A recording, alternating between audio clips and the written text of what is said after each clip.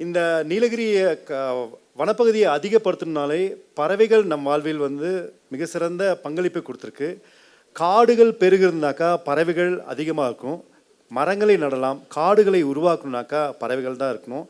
பறவைகள் காடுகளை வளர்க்கும் தேவதைகள்.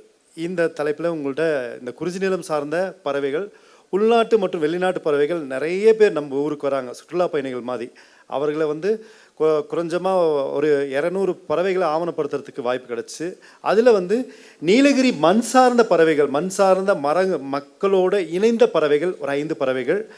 என்னோடய 15 ஆண்டு அனுபவத்தை உங்களிடம் வந்து 10 நிமிடங்களில் பகிர்ந்து கொள்கின்றேன்.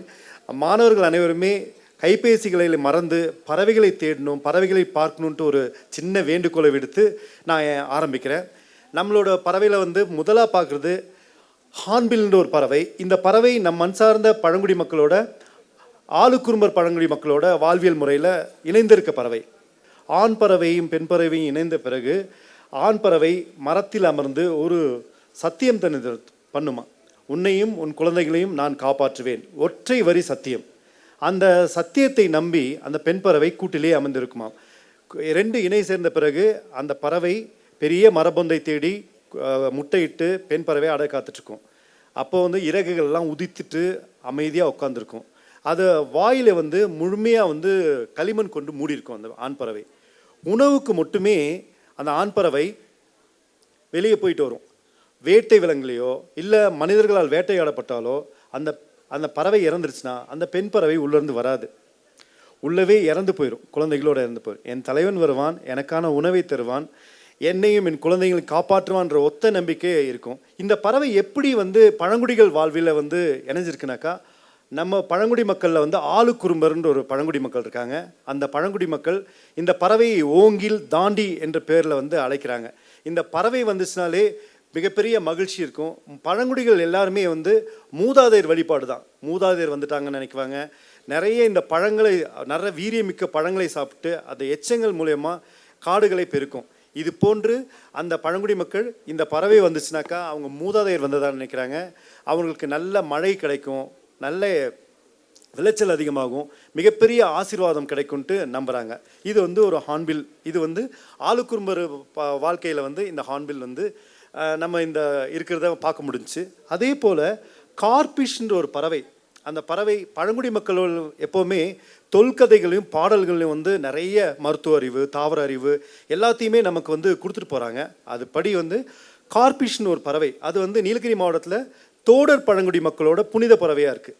அந்த பறவை அதிகாலை நேரத்தில் கூப்பிடும். இது வந்து ஒரு சின்ன தொல்கதையில் தான் இந்த கதையும் கருவாடலும் அந்த கதைக்கான களங்களும் அந்த கதாபாத்திரங்களும் இருந்தாங்க. பழங்குடி மக்கள் வாழ்வில் வந்து தொல்கதைகளும் பாடல்களும் வந்து ரொம்ப முக்கியம். அது மூலயமா தான் மருத்துவ அறிவு, தாவர அறிவு எல்லாத்தையுமே கடத்திட்டு போனாங்க. இதில் அந்த கார்பிஷ் பறவையோட ஒரு சின்ன கதையை வந்து உங்க கூட பகிர்ந்துக்கலாம்னு ஆசைப்பட்றேன். ஒரு கார்பிஷ்னு, இது ஒரு தொல்கதை, தோடர் பழங்குடியோட தொல்கதை. ஒரு கார்பிஷ், அவங்க மனைவி பேர் பில்கிபென். இந்த 2 பறவைகள் தன் குழந்தைகளோட வந்து வானத்துக்கு போகிறாங்க. மேகங்கள் மறைஞ்சிருது, குழந்தைகள் வரல. அப்போ வந்து கடவுள்கிட்ட கேட்குறாங்களாம்மா, இந்த குழந்தைங்களை எங்களுக்கு கொடுத்துருன்ட்டு. அந்த கடவுள் கொடுக்க மாட்டேன், அதிகாலை நேரத்தில் விடிவெள்ளியாக இந்த பறவைகள் 2 ஜொலிக்குவாங்க, நீங்கள் பேசலாம் அப்படின்னு சொல்கிறாங்க. அதிகாலையில் இந்த பறவையே பேசுறதுக்காக இந்த தாய் பறவை குழந்தைகளோட பேசும். இது வந்து தொல்கதை. இது எப்படி தோடர் வாழ்வில் வந்து இணைஞ்சிருக்குனாக்கா, இன்று குழந்தைகள் பிறந்தவன தோடர்கள் வந்து 3 முதல் 6 மாதம் ரொம்ப பாதுகாப்பாக வச்சுருக்காங்க. அவங்களோட பெண் தெய்வம் கோயிலான தேக்கிஷம்மன் கோயிலுக்கு இந்த குழந்தையை கூட்டிகிட்டு போவாங்க. குழந்தைகளை கூட்டிகிட்டு போகும்போது ஆறுகள் சத்தம், அருவிகள் சத்தம், மலர்களையும் வண்டுகளையும் எருமைகளையும், புனிதமாக வளர்க்கும் எருமைகளையும் அறிமுகப்படுத்துவார்கள். அதே போன்று இந்த கார்பிஷ் என்ற பறவையும் இந்த குழந்தைக்கு அறிமுகப்படுத்துவார்கள். இதுவரை இன்று பிறந்த தோடர் குழந்தை கூட அந்த கார்பிஷ் பறவையோட இந்த கதையை கேட்டு பயணிக்கிறது. இது போன்ற பறவைகள் நீலகிரி மாவட்டத்தில் வாழ்ந்தோறும் பழங்குடி மக்களோட மிக நெருங்கியாக இருக்காங்க. இது தோடருக்கான கதை. கழுகு, நம்ம வாழ்வில் வந்து கழுகுக்கும் நமக்கும் நிறைய சொல்லி கொடுத்துருக்கு. கழுகு நம்ம நிறைய பாடங்களை கற்றுக் கொடுத்துருக்கு.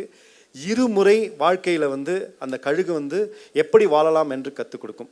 அதுக்கு வந்து இருளர் பழங்குடி மக்களோட நெருங்கிய தொடர்பு இருக்குது கழுகுக்கு. கழுகு வந்து மிக எல்லாருமே வாழணுன்னாக்கா கழுகு மாதிரி வாழணும்னு ஆசைப்படுவாங்க. ஏன்னாக்கா மிக கூரியமான இலக்குகளை நிர்ணயிப்பது, இலக்குகளை அடைய ரொம்ப கடினமாக உழைப்பது, யாரிடத்தும் எளிதாக கிடைக்கும் பொருட்களை வாங்காதது மற்றும் வந்து மிக கூரியமாக துல்லியமாக இலக்கை அடைந்து வெற்றி அடைவது. இது எல்லாத்தையுமே கழுகு நமக்கு சொல்லிக் கொடுக்குற பாடம். இதில் வந்து கழுகு வந்து இருமுறை பிறக்கும் வழக்கம் கொண்டதுக்கு ஒரு 40 ஆண்டுகள் வாழ்ந்துனாக்கா 20 ஆண்டுகள் மிக வலிமையாக இருக்கும். கூரிய சிறகுகள் இருக்கும், இறகுகள் இருக்கும், கூரிய நகங்கள் இருக்கும், அழகு இருக்கும், வேட்டையாடுறதுக்கு எல்லா தகுதியுமே இருக்கும்.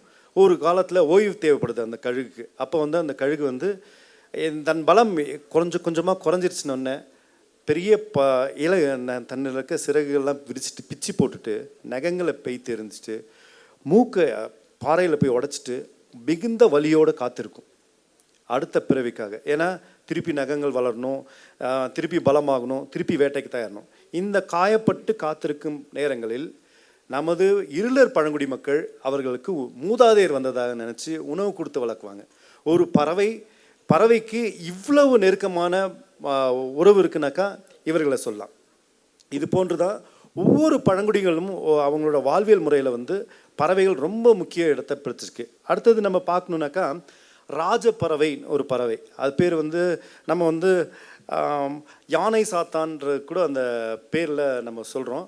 அந்த பறவை வந்து ஆளுக்குறுமர் பழங்குடி மக்கள்லேயே ஜொல்லரா என்று அழைக்கிறாங்க, அன்போடு அழைக்கிறாங்க. அந்த பறவை என்ன பண்ணுனாக்கா தேன் ஆயிடுச்சுனாக்கா, தேன் அறுவடை ஆயிடுச்சு, தேன் பூச்சி தேனெல்லாம் சேகரித்து தேன் கூட்டில் கட்டினோன்னே இந்த பறவை அந்த தேன் கூட்டில் இருக்க பூச்சிகளெல்லாம் விலக்கி விட்டுட்டு தேன் கூட்டில் போய் தேன் குடிக்கும். எல்லா வனவிலங்கும் எல்லாமே வந்து பூக்களில் போய் தேன் இருக்கிறத பார்த்துக்கலாம்.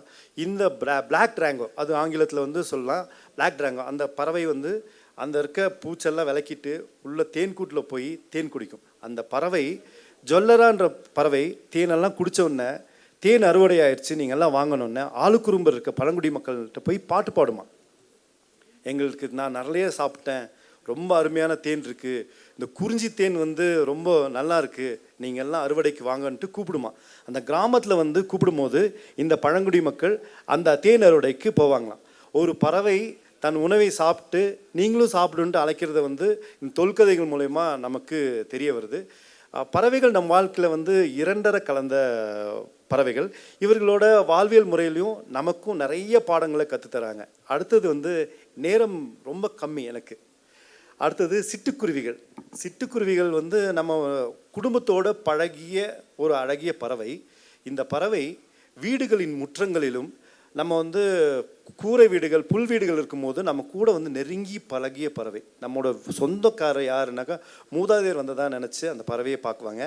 அந்த பழங்குடி மக்கள் வந்து கோத்தர் பழங்குடி மக்கள். அவர்களோட வாழ்வில் வந்து இறைவன்கிட்ட வந்து கேட்குறாங்களாம் என்னென்ன வரங்கள் வேணும்னும் போது கோத்தர் பழங்குடி மக்கள் கேட்குறாங்களாம் எங்களுக்கு ஆயக்கலைகளும் தெரியணுன்ட்டு. இரும்பு வேலை, தச்சு வேலை, மண்பாண்டம் செய்கிறது, மற்ற வந்து போர்க்கருவிகள் செய்கிறது, எல்லா கலைகளுமே தெரிஞ்ச ஒரு பழங்குடி மக்கள்னால் கோத்தர் பழங்குடி மக்கள். அவர்களோட வாழ்வில் வந்து அவர் கூரை வீடுகளில் இந்த பறவை வந்து சேர்ந்து வாழுமா. இந்த பறவை வந்தாலே மூதாதையர் வந்ததாக நினச்சி உணவு வைக்குவாங்க, எல்லாம் இது பண்ணுவாங்க. இப்போ சமகாலத்தில் வந்து நிறைய தானியங்கள் வச்சு உணவு வச்சுருந்தாங்க, கோலங்கள் போடுவாங்க, தானிய கோலங்கள்லாம் போடுவாங்க. அப்போ அந்த பறவை நம்மளுக்கு ரொம்ப நெருங்கி இருந்துச்சு. இப்போ அந்த பறவை கொஞ்சம் அந்நியப்பட்டிருக்கு. ஏன்னாக்கா நம்மளுக்கு உணவு வைக்கிறதில்ல, கோலங்கள் போடுறதில்ல, யாரும் அவருக்கு ரெஸ்பெக்ட் பண்ணுறதில்ல அந்த பறவைக்கு. அதனால் கொஞ்சம் விலகி இருக்குது. இந்த பறவையும் அவர்களோட வாழ்வில் வந்து இரண்டலை கறந்திருக்க பறவையாக நினச்சி வாழ்ந்து வராங்க. இந்த 6 பழங்குடி மக்களுமே பறவைகளையும் வனவிலங்குகளையும் ஆறுகளையும் அருவிகளையும் போற்றி அவர்களோட வாழ்வில் கலந்துக்கிட்ட ஒற்றை வழியாக நினச்சி வாழ்ந்துட்டு வராங்க. நம்ம வந்து இனி வரும் காலங்களில் வந்து மிக கடுமையான காலங்கள். நீங்கள் வந்து ஒரு 2-3 விஷயங்கள் மட்டும், இப்போ பழங்குடிகள் வாழ்வில் பறவைகளின் பங்கு நம்ம பேசியாச்சு. பறவைகளை காப்பாற்றணுன்னா எல்லாருமே மாணவர்களாக இருக்கீங்க. ஒரு 2-3 விஷயம் மட்டும் உங்கள்கிட்ட வந்து பதிவு செஞ்சுட்டு போகணுன்னு ரொம்ப ஆசைப்பட்றேன். நீங்கள் எல்லாம் பபுள்காம் சாப்பிடுவீங்களா? எனக்கு இன்னும் 2 நிமிடங்கள் தான் இருக்குது, 2 விஷயம் தான் சொல்ல போகிறேன். பபுள்காம் சாப்பிடுவீங்களா? எல்லாம் சாப்பிட்டுட்டு இனிமேட்டு வந்து அதை அப்படியே போடக்கூடாது. ரோட்டில் போட்டால் என்ன ஆகும் அப்படின்னு தெரியுமா? ஒரு பறவை உணவு நினச்சி அதை சாப்பிடும், வாய் ஒட்டிக்கும். இறகுல ஒட்டிச்சுனாக்கா இறகு ஒட்டிடும், பறக்க முடியாது, இறந்து போயிடும். இனிமேட்டு யாருனாச்சும் பபுள்காம் சாப்பிட்ற மாதிரி இருந்துச்சுன்னா அந்த பறவை நினச்சி பபுள்காமை காயத்தில் சுற்றி டஸ்ட்பினில் போட்டால் அந்த பறவை சாப்பிடாத இருக்கும். இன்னும் வீட்டில் எல்லோரும் பால் கவர் வெட்டுவாங்களா அம்மா எல்லாமே. இனிமேட்டு பால் கவர் வெட்டினா அந்த கார்னரில் மட்டும் வெட்டுவாங்க, ரொம்ப அழகாக வெட்டி சின்னதாக போடுவாங்க, பால் ஊற்றிட்டு அந்த சின்ன துணி போட்டுருவாங்க. அந்த பால் கவரையும் சாப்பிட்டு இந்த பறவைகள் இறந்து போகுது. சரிங்களா? இனி நீங்கள் வீட்டுக்கு போனோடனே நீங்கள் தான் இந்த உலகம் வாழணுனாக்கா பறவைகள் நல்லா இருக்கணும். பறவைகள் நல்லா இருந்தால் தான் இந்த பூ உலகம் மிக சிறந்தமாக இருக்கும். இந்த 2 கருத்துக்களை உள்வாங்கி பறவைகளையும் வனவிலங்குகளையும் உங்களோட நெருங்கிய உறவினர்களாக நினச்சி நீங்கள் கடத்தணும்னு ரொம்ப ஆசைப்பட்றேன். இந்த வாய்ப்பு கொடுத்த அனைவருக்கும் நன்றி. உங்களோட இவ்வளோ அமைதியாக இந்த குழந்தைங்க கேட்டதுக்கு ரொம்ப நன்றி தெரிவிச்சுக்கிறேன். நன்றி, வணக்கம்.